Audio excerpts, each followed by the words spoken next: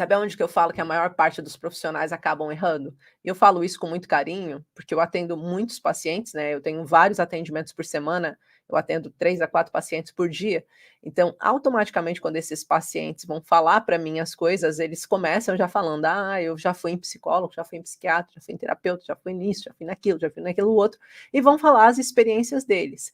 E é muito comum a gente ter pacientes que disseram: "Fui, mas não quero voltar". Fui, mas não volto lá. E por que que esse paciente não quer voltar? Porque não teve resultados. Porque o próprio terapeuta ou o profissional que atendeu ele não soube conduzir ele num passo em que ele se sentisse seguro quando saísse do consultório. Muita gente negligencia isso. Por isso que eu acho que dentro do Terapeutas Pro tem um módulo exclusivo só para falar o pós-consulta, a importância do pós-consulta, gente. Você tem que ter uma pós-consulta, você tem que conseguir olhar para aquele paciente e falar assim: "Espera aí, meus gatos estão brigando, gente, desculpa". Você tem que ter um pós-consulta em que você saiba o que faz depois do atendimento, porque é isso que vai fazer o seu paciente voltar. É você ter um bom pós-consulta. E o pós-consulta trata-se de você ter dado para esse paciente algo que é importantíssimo para ele fazer. Por exemplo, a gente está falando de estressores ativos, então eu vou trazer aqui uma sugestão para vocês dentro do tema que nós estamos falando. Se a gente está falando de estressor ativo, e eu comecei essa live falando sobre como que a gente tem a questão das doenças, né, em relação das doenças, um paciente que passe por um processo de uma ferida aberta, um processo de uma fratura e que ele vai fechar, né, vai lá no médico, vai ser o ortopedista, vai engessar e vai para casa e olha, você não vai tomar banho, você não vai sair e lavar a perna, você precisa ficar com a perna para o alto, você precisa se movimentar com ajuda. Sai de lá o paciente sabendo de tudo isso.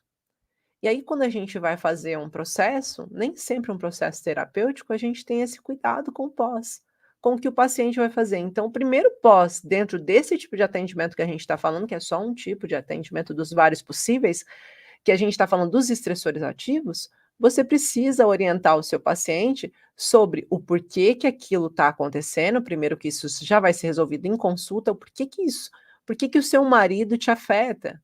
O que que você sente em relação a isso? Quantas vezes isso aconteceu antes?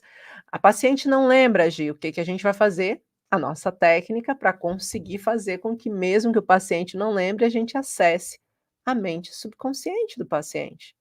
A gente consiga fazer com que: "Ah, olha, espera aí, acabei de ver aqui no seu mapa e, de fato, quando você tinha 24 anos, você passou por um processo de dor, e esse processo de dor que você passou fez com que você sentisse que você estava impotente diante de uma situação de trabalho, aonde também teve um conflito paterno aqui, olha, tudo isso vai aparecer no mapa do paciente. E quando aparecer tudo isso no mapa, você vai dizer para o paciente: "Você recorda?"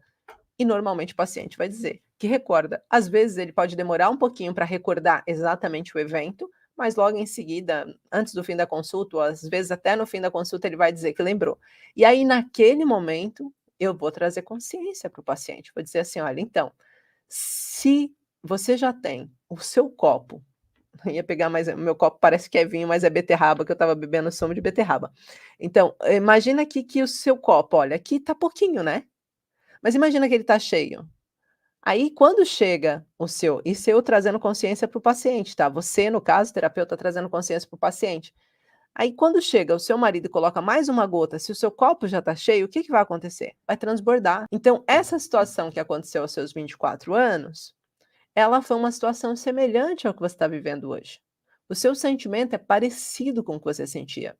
Os órgãos afetados no seu corpo são parecidos com os órgãos que você afetou hoje, que você tem afetos hoje. Então, é importante a gente entender, olha, tá aí novamente o seu esôfago, trazendo para você sensação de refluxo, trazendo sonos com pesadelo, trazendo baixo índice de vitamina A, B e zinco. Então, é importante a gente conseguir trazer essa referência para o paciente, para que esse paciente saia dali sabendo. E ó, deixa eu dizer uma coisa, a gente vai fazer uma técnica chamada técnica da maçã podre. Quando você perceber que o seu marido tá, naquele dia, tá trazendo para você um conflito que você não está conseguindo lidar, ou seja, que ele está num processo de maçã podre, de putrefação, você não vai se aproximar dele, você vai se afastar. Se resguarde, não precisa estar no mesmo ambiente.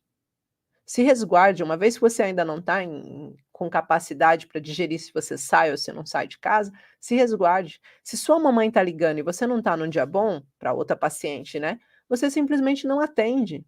Ou atende e a técnica da distância, maçã podre, a gente não fica perto, então o que que eu faço? Ó, ó, tá mãe?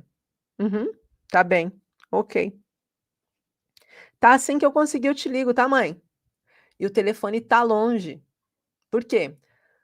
Porque se ela naquele momento começou a te ofender e você ouvir as ofensas, você vai entrar em crise depressiva. Então eu preciso, terapeuta, que você fale isso para o seu paciente, que você mostre para ele que o caminho passa por ele saber o que fazer também no dia a dia, né.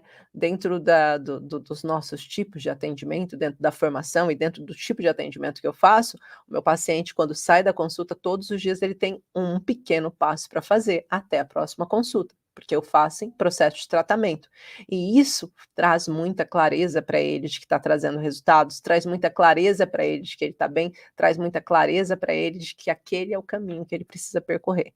Então é isso que eu trouxe hoje aqui para vocês, terapeutas, que eu quero muito que vocês consigam entender qual é a rede de apoio desse paciente, quais são os estressores, se é o trabalho, se é o ambiente, de casa, né, e normalmente e olha, atenção, quando a gente fala de depressão, é muito raro que seja o trabalho o problema, porque normalmente esse paciente não está trabalhando, ele está em baixa médica. Ou se ele não está em baixa médica, ele já está desempregado porque foi mandado embora por justa causa, ou porque ele mesmo se demitiu porque não estava se sentindo capaz. Então, é importante a gente entender quais são os estressores, o que está acontecendo dentro desse quadro que está levando o paciente a ter um quadro depressivo. A fazer com que ele tenha tantos sintomas, né. Uma das técnicas que eu sempre ensino para as minhas formandas, é assim que você vê o paciente, a gente tem, né, a gente olha para o paciente, a gente já sabe, já tem uma leitura, a primeira leitura do paciente, a forma que ele fala, o ritmo de fala, tudo isso eu ensino elas, né, o ritmo de fala, o jeito que ele fala, o jeito que ele senta, a forma que ele conversa e conduz a conversa consigo, isso tudo já são leituras, mas depois a gente tem outras perguntas que vão levar você a ter clareza também.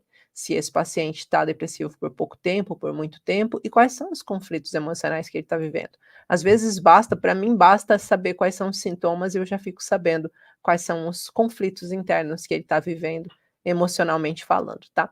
Então é isso que eu queria trazer hoje aqui para vocês, terapeutas. Quero que vocês tenham essa consciência. Muito obrigado pela presença de todos vocês aqui. Estou muito feliz com a presença de todos vocês.